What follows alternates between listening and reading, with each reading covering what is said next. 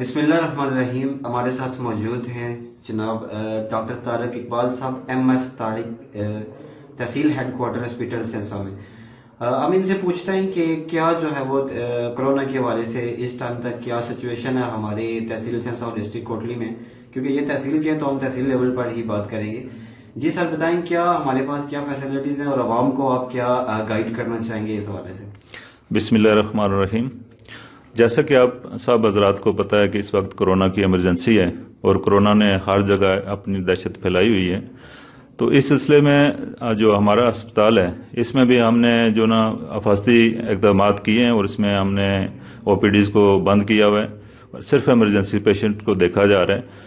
تقریباً یہاں سے جو ہم نے ڈیٹا کلیکٹ کیا ہے, جو فارنر ہمارے پاس آئے تھے UK, دبئی, سعودی عرب یا بیرون ممالک سے, تقریباً ہم نے 700 جو افراد کا جو ڈیٹا ہم نے ڈپٹی کمشنر کوٹلی کو پرووائڈ کیا. اس طرح ہم ہمارے جو اپنا ڈپارٹمنٹ ہے DHO صاحب کو دیا ہے.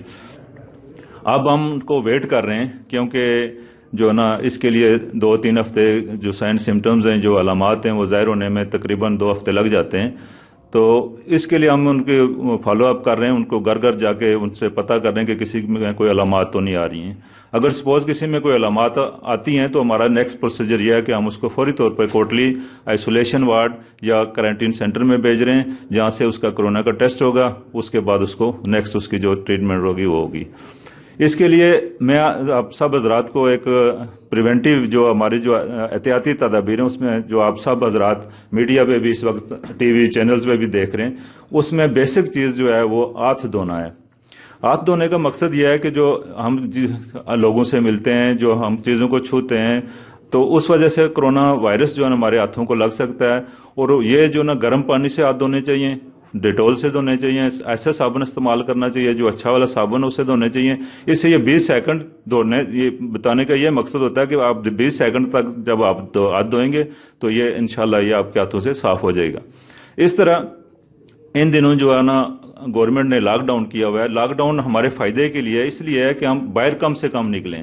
اگر ہم باہر نکلیں گے تو کوئی ایسا پیشنٹ جو کیریئر ہوگا, جس سے ہم ہاتھ ملائیں گے یا اس سے بات کریں گے یا کسی شاپ میں جائیں گے یا کسی ایسی جگہ پہ جائیں گے, وہ ہمیں مل لے تو وہ ہمیں اس سے کرونا وائرس لگ سکتا ہے. اس لیے گورنمنٹ نے لاک ڈاؤن کیا ہوا ہے کہ ہم اپنے گھروں میں رہیں. گھروں میں رہیں گے تو ہم سیف رہیں گے.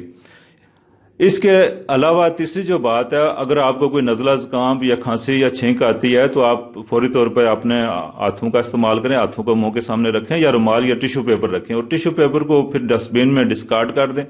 تو اس طرح یہ جو چھوٹی چھوٹی چیزیں ہیں اس پہ ہم عمل پیرا ہو کے جو انشاءاللہ جو ہم اس کرونا وائرس سے ہمیں نجات مل سکتی ہے. Thank you. اچھا سر, یہ اگر بل فرض ہو بھی جاتا ہے تو ہمارے پاس تحصیل ہیڈ کوارٹر میں کوئی فیسلٹیز ہیں, یا اس ٹائم ہمارے پاس کون سی فیسلٹیز نہیں ہیں جن کی ہمیں ضرورت ہے تاکہ سب استاد لوگ ہم سے تعاون کریں, یا کوئی جو وینٹیلیٹرز وغیرہ ہوتے ہیں ان کی بھی اشد ضرورت ہے؟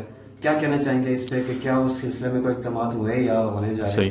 تحصیل ہیڈ کوارٹر لیول پہ ابھی تک تو ایسے کوئی انتظامات نہیں ہیں.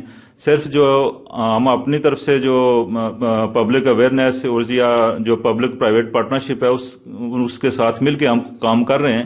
تو ہم نے ایک خدمت خلق ٹرسٹ کے ساتھ مل کے ایک یہاں کوارنٹین سینٹر ڈیولپ کیا. اگر اس طرح کا کوئی ہمارے پاس کوئی سسپیکٹڈ کیس آتا ہے تو ہم اس کو انشاءاللہ بجائے کوٹلی بھیجنے کے ہم اپنے سینٹر میں بھیجیں گے, اس کو آبزرو کریں گے. اگر اس میں کچھ علامات آتی ہیں تو انشاءاللہ پھر ہم اس کو کوٹلی اس کے لیے کرونا ٹیسٹ کے لیے پھر ہم اس کو بھجوا دیں گے. بہت شکریہ. Thank you.